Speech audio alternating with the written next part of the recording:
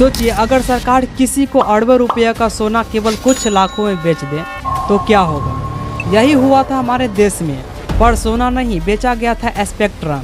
और इस सौदे ने भारत के इतिहास में सबसे बड़ा घोटाला लिख दिया, जिसका नाम था 2G स्कैम। एक ऐसा घोटाला जिसने नेताओं की कुर्सियां हिला दी, कंपनियों के भविष्य डुबा दिए और देश की जनताओं के भरोसे पर सवाल खड़ा कर दिया। आज हम जानें कि 2G स्कैम क्या था, कब हुआ, कैसे हुआ, किसने किया, देश पर इसका क्या असर पड़ा और आखिर में क्यों सारे आरोपी बड़े हो गए। देखिए, सबसे पहले समझते हैं कि आखिर ये 2G है क्या। 2G यानी सेकेंड जनरेशन मोबाइल नेटवर्क। ये वही टेक्नोलॉजी थी जिससे हमारे देश में पहली बार मोबाइल पर कॉल और SMS का जादू फैला। अब मोबाइल कंपनीज को इस सिग्नल्स यानी स्पेक्ट्रम की ज़रूरत होती है, जो सरकार की प्रॉपर्टी होती है। गवर्नमेंट ये स्पेक्ट्रम कंपनियों को देती है ताकि वो मोबाइल सर्विस चला सके। अब सवाल ये था कि ये स्पेक्ट्रम कौन लेगा और किसे मिलेगा। अब चलिए साल 2007 में चलते हैं। भारत में टेलीकॉम सेक्टर तेजी से बढ़ रहा था। हर कंपनी चाहती थी कि उसे नए नए लाइसेंस मिले ताकि वो नए यूजर्स तक पहुंच सके। उसी समय सरकार में बैठे थे ए राजा, जो उस वक्त टेलीकॉम मिनिस्टर DMK थे। सरकार ने फैसला लिया कि स्पेक्ट्रम ऑक्शन नहीं किया जाएगा, बल्कि पहले आओ पहले पाओ यानी फर्स्ट कम फर्स्ट सर्व के आधार पर बांटा जाएगा।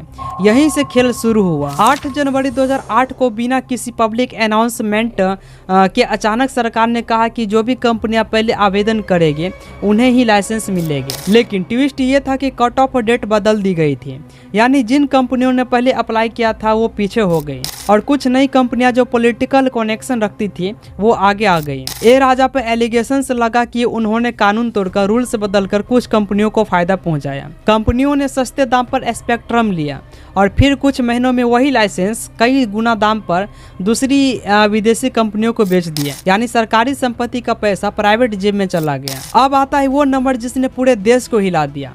CAG यानी कि कंट्रोलर एंड ऑडिटर जनरल की रिपोर्ट के अकॉर्डिंग इस घोटाले से सरकार को करीब 1,76,000 करोड़ का नुकसान हुआ। जी हाँ गाइस, 1,76,000 करोड़। इतना ज्यादा पैसा था कि उससे उस वक्त देश के हर गरीब परिवारों को कई सालों तक फ्री खाना खिलाया जा सकता था। CAG रिपोर्ट के बाद 2010 में मीडिया और जनता का गुस्सा फूट पड़ा। CBI ने केस दर्ज किया ए राजा, कानीमोजी, DMK सांसद को और कई बड़े कंपनियों जैसे स्वान टेलीकॉम, यूनिटेक, DB रियलिटी के खिलाफ। 2011 में ए राजा अरेस्टेड हुए। कहा गया कि 2G लाइसेंस आर्बिट्रेरी तरीके से बांटे गए और फिर 2012 में सुप्रीम कोर्ट ने एक ऐतिहासिक फैसला सुनाया।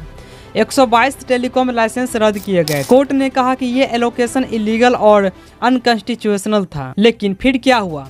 कई सालों तक केस चला। CBI ने चार्ज शीट दी, गवाह बुलाई, फाइलें खोली, बट जब 2017 आया तो सालों की सुनवाई के बाद कोर्ट ने सबको बरी कर दिया। कोर्ट ने कहा कि CBI ये साबित नहीं कर पाई कि किसी ने रिश्वत ली या सरकार को जानबूझकर नुकसान पहुंचाया, यानी कानूनी तौर पर कोई दोषी नहीं था।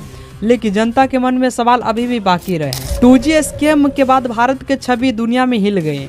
विदेशी निवेशक डर गए कि यहाँ पॉलिसी बदलती है, सिस्टम भरोसेमंद नहीं है। टेलीकॉम कंपनियां बंद होने लगी, लाखों लोगों की नौकरियां चली गईं। सालों तक इस घोटाले को इंडियाज बिगेस्ट स्कैम कहा गया, करप्शन का साइन भी बन गया। बट असल सबक क्या है? देखो भाई, 2G स्कैम हमें एक बड़ी सीख देता है। कभी कभी घोटाला सिर्फ पैसों का नहीं होता है, भरोसे का भी होता है। यह केस ये भी दिखाता है कि हमारे देश में पॉलिसी लूपहोल्स कैसे राजनीतिक फायदा उठाने का जरिया बन सकते हैं। चाहे अदालत में सब बड़ी हो गए, लेकिन सिस्टम पर लगे दाग आज भी साफ नहीं हुए। तो दोस्तों, अब सवाल आपसे है, क्या 2G स्कैम सच में स्कैम था या सिर्फ राजनीति का खेल था? अपना ओपिनियन कमेंट में जरूर बताइए और अगली वीडियो देखना मत भूलना, बहुत इंपॉर्टेंट है आपके लिए। मिलते फिर एक नई वीडियो के साथ, तब तक के लिए बाय बाय।